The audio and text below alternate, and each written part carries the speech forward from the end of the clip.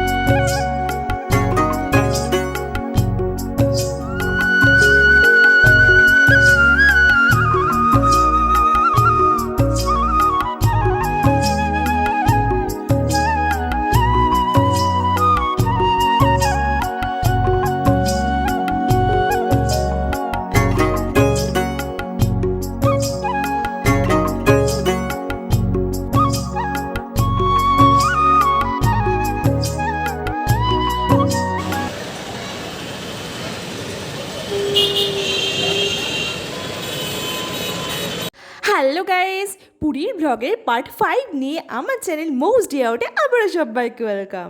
সেদিন কিন্তু ছিল 16ই আগস্ট, আর আমাদের হোটেল থেকে কি সুন্দর ভিউটা লাগছে বলো।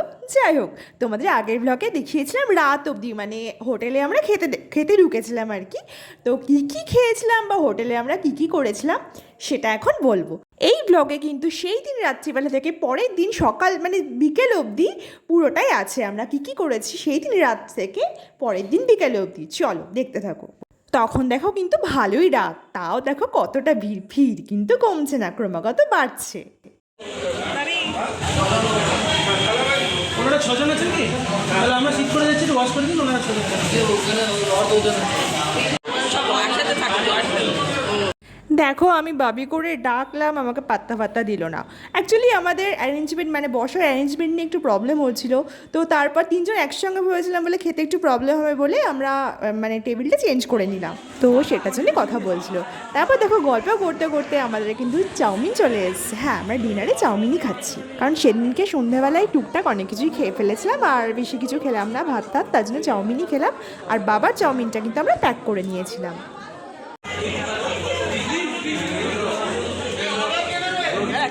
সত্যি কথা বলতে গেলে এই রেস্টুরেন্টের খাবার কিন্তু খুবই সুন্দর খেতে, তাই এত রাত অবধিও ভিড়।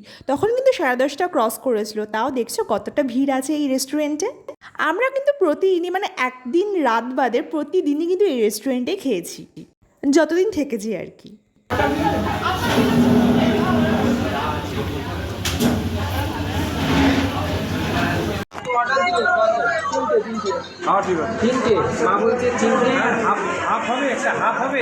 তারপর তোকে ডিনার করে বিল পে করতে করতে কারেন্ট চলে গেল। ভাগ্যিস আমাদের খাওয়াটা আগে হয়ে গেছিলো। বাইরে এসে দেখি কত ফাঁকা, দারুণ হাওয়া দিচ্ছিল, দেখে বুঝতেই পারছো। তাই মনে হলো আর একবার সি বিচে যাই, একটু হাওয়াটা খেয়ে আসি। তাই আমি আর সোহম কিন্তু গেলাম সি বিচে। মা চলে গেছিলো হোটেলে।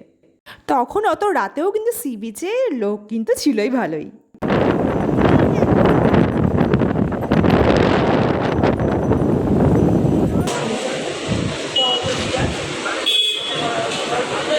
তারপরে 30 মিনিটস মতো থেকে আমি আর সোহম কিন্তু চলে এলাম হোটেলে। এটা দেখো হোটেলের আমাদের ব্যালকনি থেকে রাতের ভিউটা কি সুন্দর লাগছে। তারপর হোটেলে ঢুকে আমি ড্রেস চেঞ্জ করে একটু ব্যালকনিতে বসেছিলাম। তারপর খুব ঘুম পেয়েছিল, এসে ঘুমো দিলাম। সো সবাইকে গুড নাইট, আবার দেখা হচ্ছে সকালে, নেক্সট সকালে।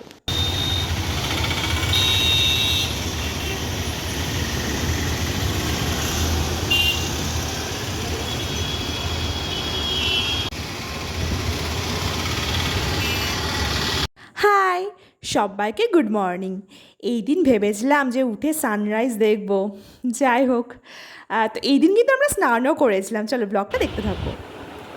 হ্যালো গাইস, সবাইকে গুড মর্নিং।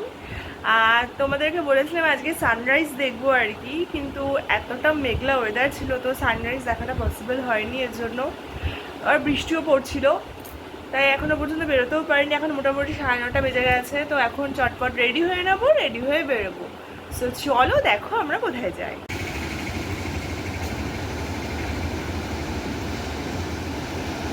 আচ্ছা তোমরা কারা কারা আছো বলো তো, মানে সমুদ্রে বেড়াতে গেলে শুধু সমুদ্র দেখতে ইচ্ছা করে, বাদবাকি আর কিছুই ভালো লাগে না, মানে কোনো সাইট সিং বা কোথাও যেতে ইচ্ছা করে না। আমার কিন্তু সেটাই ভালো লাগে। আমার মনে হয় শুধু আমি বসে থাকি, বসে বসে সমুদ্রের ঢেউয়ের আওয়াজ শুনি আর সমুদ্র দেখি, এটাই কিন্তু আমার ভালো লাগে। এই ঘুরে ঘুরে দেখা, মানে এখন এনার্জিও নেই প্রথম কথা, আর দ্বিতীয় কথা ভালোও লাগে না। আমার মনে হয় সারাদিন এই বসে বসে সমুদ্রই দেখি। এই ভিডিওটা কিন্তু হোটেলের ব্যালকনি থেকেই করা। আমরা কিন্তু এরপর একটা জগন্নাথ ঠাকুরের মন্দিরে গেছিলাম, আগের দিন পুজো দিতে গেছিলাম, আজকে প্রসাদ আনতে গেছিলাম, বিকজ পান্ডা আসতে পারেনি তার জন্য।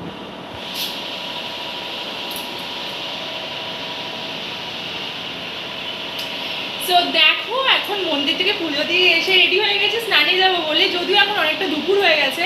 তো এখন যাচ্ছি স্নান করতে। সো চলো সমুদ্রে ফোনটা নিয়ে যাবো, দেখা যাক কতটা ভিডিও ক্লিপ করতে পারি, তোমাদেরকে দেখাবো। চলো। সো আমরা কিন্তু হোটেল থেকে বেরিয়ে গুটি গুটি পায়ে গিয়ে চললাম সমুদ্রের দিকে। ওদিকে দেখো মাকে রাস্তা ক্রস করাচ্ছে সোহম।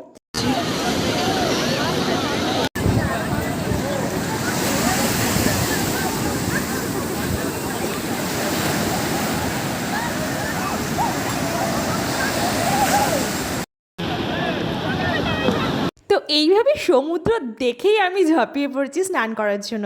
এর আগের ব্লগে তো তোমরা দেখেছিলে আমি চুড়িদার পরে সমুদ্রে এসেছিলাম বলে বেশি স্নান করা তো দূরের কথা, বেশি ভালো মতন আর কি পাও ভেজাতে পারিনি। তো এখন আমি ভালো মতন স্নান করবো। দেখো স্নান করবো বলে, এখন তো তোমরা জানোই সমুদ্রের জল কতটা নোংরা হয়, তো যতটুকু পেরেছি আর কি, এতটুকু মজা করা যায় এতটুকু মজা করে আমরা স্নান করেছি।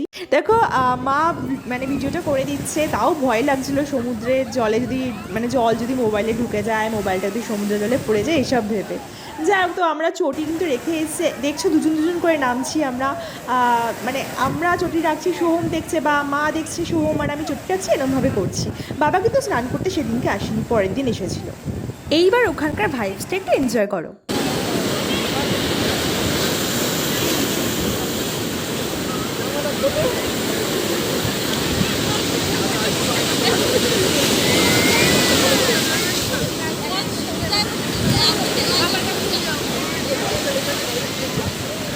এই যাচ্ছে।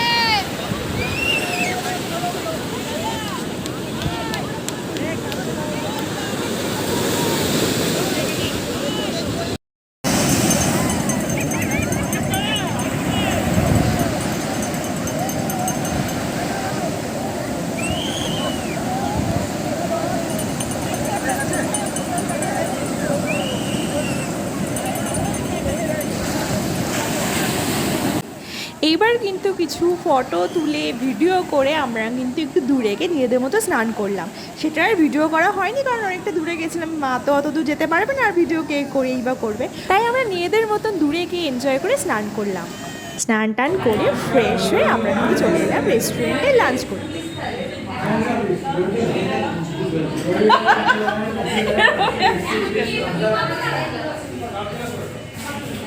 আমরা শুধু খেয়েই যাচ্ছি।